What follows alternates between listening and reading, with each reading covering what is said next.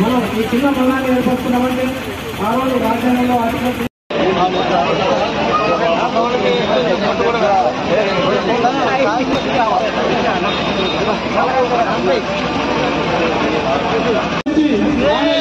రాజ్యాంగ 286 మంది ఉంటే ఆ 286 మందిలో ఈయన కీలకంగా వ్యవహరించాడు. ఎంత కష్టపడ్డాడు కావచ్చు, ఎన్ని అవమానం భరించాడు కావచ్చు. అలాంటి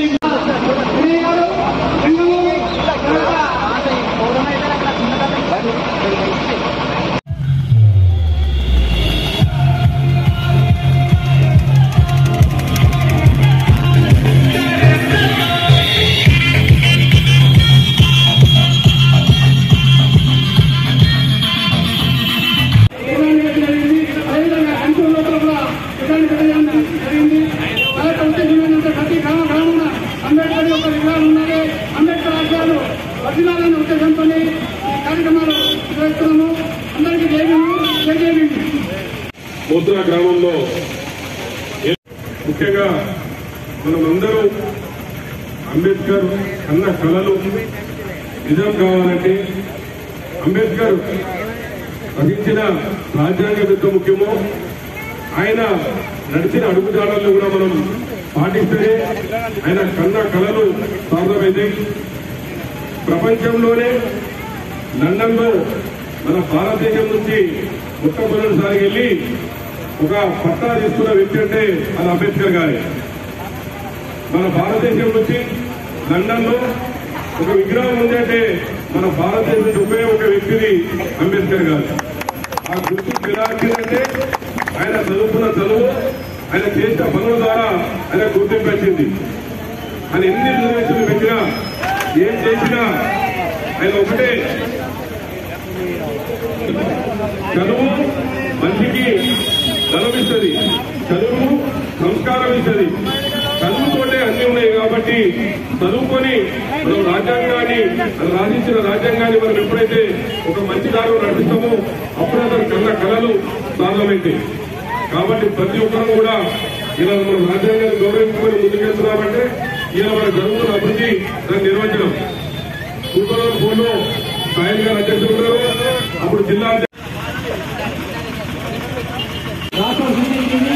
అదేవిధంగా ఈ రాష్ట్రంలోని మనం ఈ చిన్న బలాన్ని ఏర్పరుచుకున్నామంటే ఆ రోజు రాజ్యాంగంలో ఆర్టికల్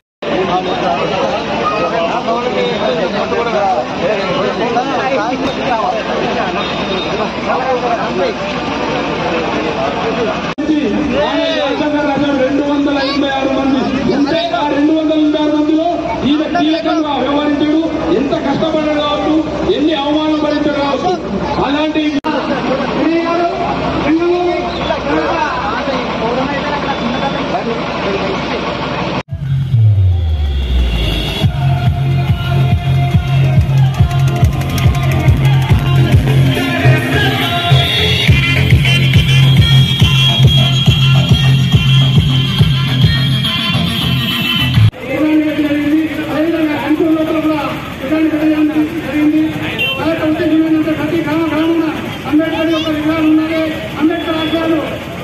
ఉద్దేశంతో కార్యక్రమాలు నిర్వహిస్తున్నాము. అందరికీ ముద్రా గ్రామంలో ముఖ్యంగా మనమందరూ అంబేద్కర్ అన్న కళలు నిజం కావాలంటే అంబేద్కర్ రచించిన రాజ్యాంగం ఎంత ముఖ్యమో ఆయన నడిచిన అడుగుజాడల్లో కూడా మనం పాటిస్తే ఆయన కన్న కళలు సాధ్యమైతాయి.